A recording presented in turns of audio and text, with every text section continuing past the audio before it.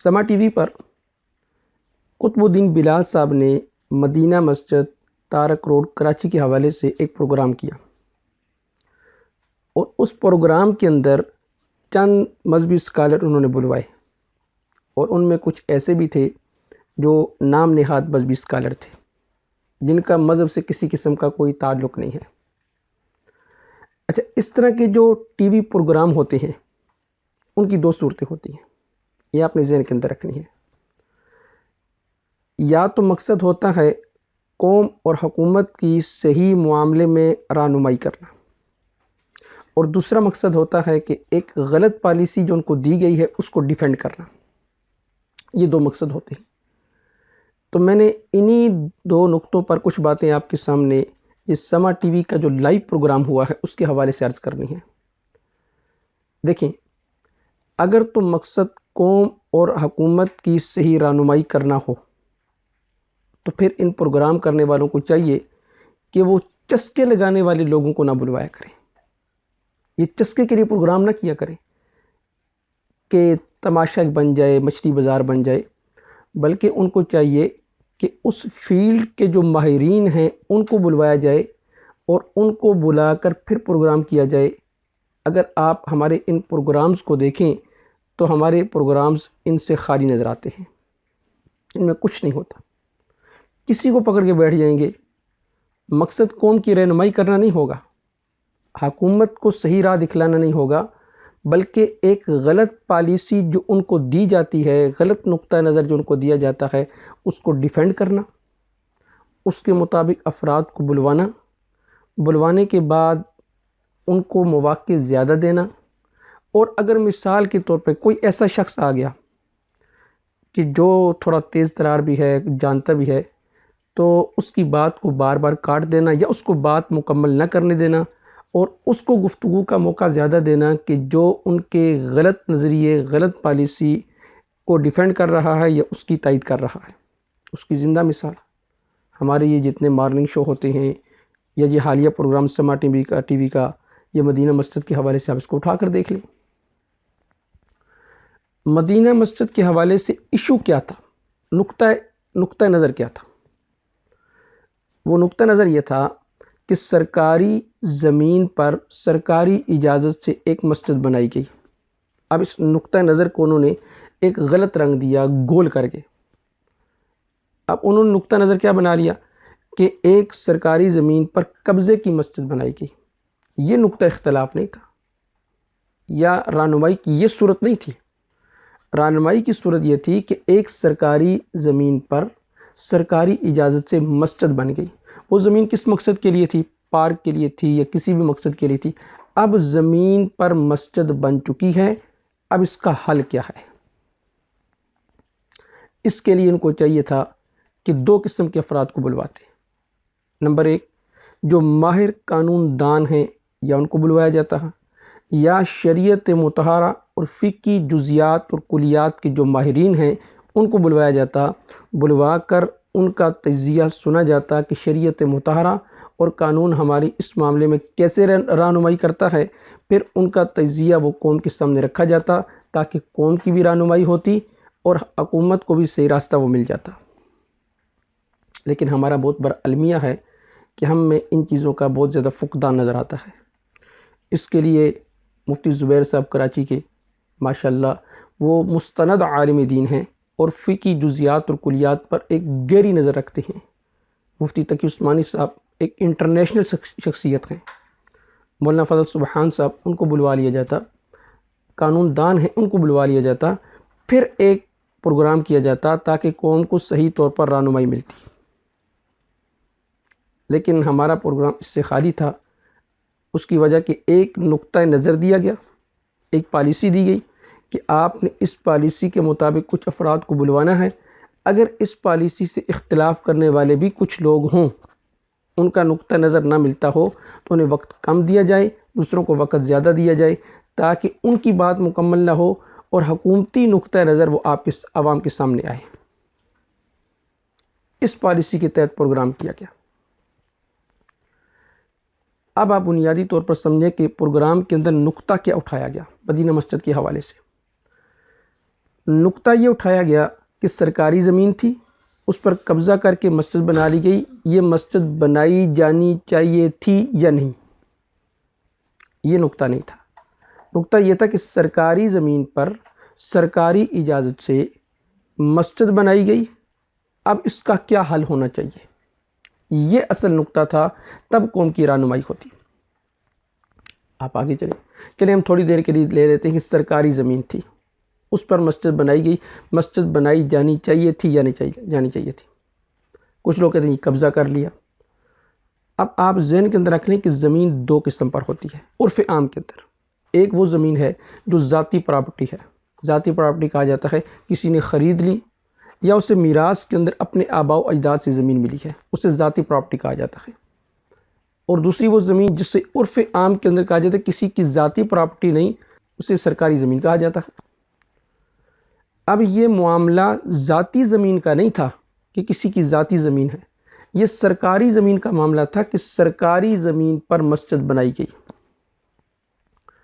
اب جو سرکاری زمین ہوتی ہے اس پہ سرکار کرتی کیا ہے؟ سرکار کی ذمہ داری ہے مسجد بنانا، پارک بنانا، ہاسپٹل بنانا، چھاونیاں بنانا، جو اس علاقے کی ریکوائرمنٹ ہے اس کے مطابق وہاں پر اس علاقے کی ضرورت کو پورا کرنے کے لیے کوئی نہ کوئی چیز بنانا۔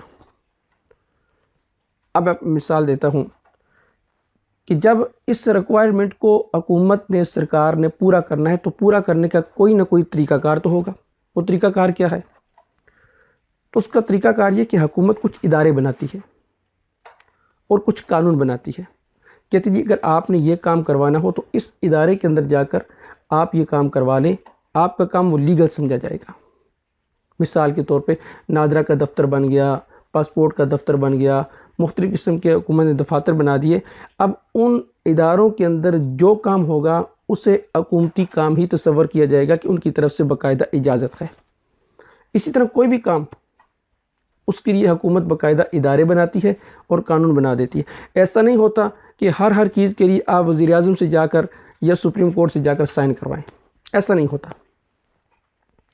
ان اداروں کے سائن اور ان اداروں کی اجازت کو حکومتی اجازت ہی تصور کیا جاتا ہے۔ اب آپ مثال لے لیں، مثال کے طور پہ یہ سرکاری زمین ہے، اس سرکاری زمین پر آپ کے پاس 4 سے 5 6 آپشن ہیں، آپ نے کچھ بھی بنانا ہو تو اس علاقے میں جو حکومت اپنا ایک ادارہ قائم کرے گی، اس ادارے کی اجازت سے وہاں پر جو کچھ بنے گا وہ حکومت کی اجازت ہی تصور کیا جائے گا۔ اب مسجد کی اجازت دینا ایسے ہے کہ سرکار کی زمین پر سرکار کی اجازت سے مسجد بن رہی ہے تو وہ سرکاری اجازت سے مسجد تصور کی جائے گی، قبضہ نہیں سمجھا جائے گا۔ آپ اس کی مثال یوں سمجھ لیں، ایک گلی ہے، اب گلی مشترکہ ہوتی ہے، بعض دفعہ اس گلی کو حکومت تعمیر کرواتی ہے اور بعض دفعہ محلے والے خود مل کر تعمیر کروا دیتے ہیں۔ تو یہ نہیں کہا جائے گا جی آپ نے تعمیر کیوں کروائی۔ اسی طرح مسجد کی جب اجازت دے دی، محلے والوں نے مل کے تعمیر کروا دی، اب یہ نہیں کہا جائے گا جی آپ نے کیوں تعمیر کروائی، حکومت نے اجازت دی کروا دی۔ اب ذرا آ جائیں، وہ جو اینکر تھے انہوں نے اس پہ جو گفتگو کی ہے میں اس کا خلاصہ آپ کے سامنے رکھوں تو پھر آپ کو پتہ چلے گا کہ سرکار کی زمین پر سرکار کی اجازت سے مسجد بنی ہے۔ تو انہوں نے اپنے جو گفتگو کی ہے اپنے پروگرام کے اندر کہ 1980 میں یہ مسجد قائم ہوئی، یعنی اس کی بنیاد پڑی۔ اب بنیاد پڑنے کے بعد ایسا تو نہیں تھا نا کہ مسجد کے سارے فلور آسمان سے اتار کے فوراً رکھ دیے گئے اور صبح تک مسجد ساری تیار تھی اور صبح تک نمازی آنے شروع ہو گئے۔ 1980 میں، آج 2022 ہے، 1980 میں بننے کے بعد 1986 میں کہتے ہیں اس کا ٹرسٹ پاس کیا، منظور ہوا۔ ٹرسٹ پاس کرنے والا کون؟ حکومت، اس نے ٹرسٹ کی منظوری دی۔ پھر پیچ ایک ادارہ ہے، اس نے 1994 میں نو آبجیکشن کا سرٹیفکیٹ ان کو جاری کیا، یعنی آپ یہاں پر مسجد بنا سکتے ہیں۔ اب اس پر یہ اعتراض اٹھایا جا سکتا ہے جی کہ پیچ والوں کی زمینیں تو 1960 میں ختم ہو چکی تھی، وہ تو زمین دینے کی مجاز ہی نہیں تھے، ان کے پاس اتھارٹی نہیں تھی زمین دینے کی۔ اگر ان کے پاس زمین دینے کی اتھارٹی نہیں تھی تو انہوں نے زمین کیوں دی؟